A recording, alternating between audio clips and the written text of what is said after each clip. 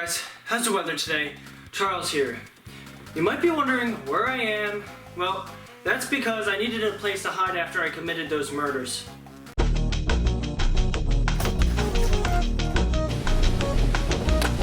No, Mom, I didn't throw the Kindle in the bathtub. So keep your mouths quiet. The Fed said if I talk about this really bad retro video game store in Binghamton, New York, they would reduce my sentence to no Dr. Robotnik's Mean Bean Machine for a month. It's tough but fair. I already made a video explaining the situation that happened to me down over at Robot City Games and Arcade. The only reason why this video exists is because some of the wonderful totally not virgins at Reddit said the original video was too long. They're probably busy not having sex. If I do decide to take down the original video, it will probably be linked in the description so you can still watch it. I walked into Robot City Games for the first time ever. I've never been here before, if that wasn't clear in the last sentence. The only reason why I'm coming is to get a Sega Genesis console for a friend who wants to be introduced into the library with games such as Abstinence 1, 2, 3, Abstinence and Knuckles, and finally, Abstinence 3D Blast. My go-to store is in Vestal, New York, and unfortunately, they didn't have any Genesis consoles in stock. Shout out to Soundground in Vestal, New York! They rock! I've been going there since my early middle school years, and I've never had a problem with anything I've bought there, games or consoles! Anyways, back to Robot City. I picked up a Genesis Model 2. I continue on with my day, arrive home, time to test a Genesis. I plug in a game, doesn't work. Okay, cool. Clean out the game, nothing. Okay, cool. Different power adapter. Clean the cartridge connectors. No bueno. I tried different AV cables too. Does Slicing Blade play Genshin Impact? Most likely. But it still didn't fucking work. By the way, the powered button wasn't even lighting up. So here I am thinking the console is complete dog shit. So at this point I'm like, okay, this stinks. I'll return it on the 5th of July. Honest mistakes happen. I look at my receipt and realize, oh god. Exchanges or store credit only. No cash refund. Red flag. I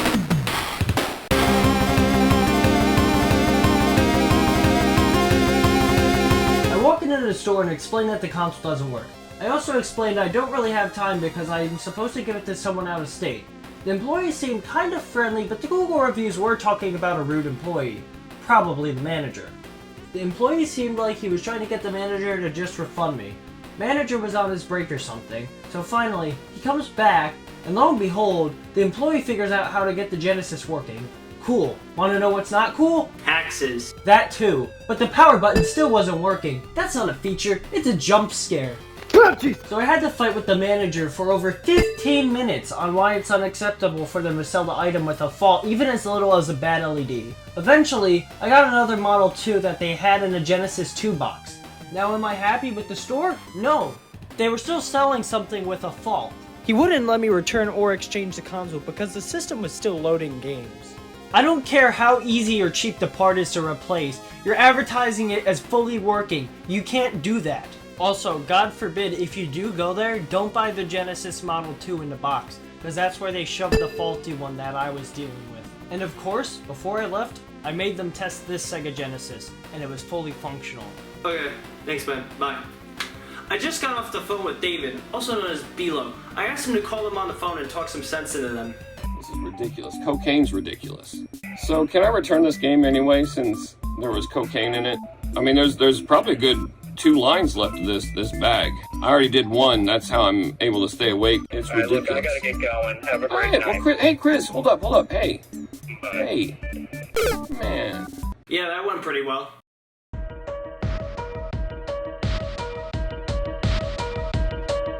So, I'm going to start off with neutral responses I got from the subreddit my friend posted a video in. Nothing controversial.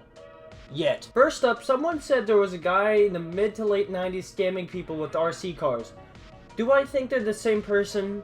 Probably not. I could be wrong. I'm just putting a neutral statement here so I don't spin up any extra crazy controversy. Now, someone asked if they offered to test a console before purchase. Nope. Get it and get out. I was told their hardware is tested and working. I'm sure they're just gambling on that fact. And they didn't offer to fix the LED issue when I had that problem. They told me the console still loads games, so it quote-unquote works. Okay, now we're getting into the people that are just being plain old stinky.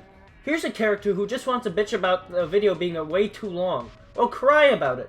I really wanted to get a video out before I went to sleep that night when I had all the junk flowing around in my head. Okay, now this guy told me to dispute the charge. Oh my god, D-Mark, give me a reason why you couldn't listen to a fucking video while playing Dungeons and Dragons, god damn!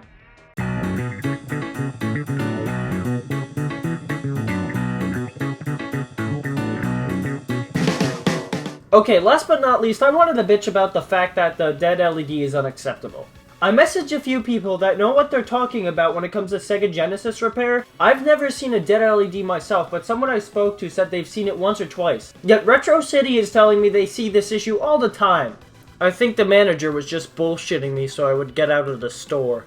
Any other game store I ever went to would just swap the console, no fucks given. Yet these guys are penny pitching so hard. People will probably make the "fix the LED yourself" argument, just like the manager told me. Excuse me, why should I be expected to do the repair myself? Not just everyone has a spare LED and soldering iron just lying around.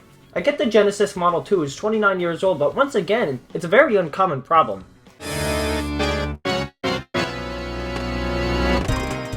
So, did I get a resolution? Kind of. I overpaid for this system when it could have been found elsewhere for less money and less risk. I truly regret not going with eBay. It would have taken more time to get a console, but I'm sure it would have been less headache than this.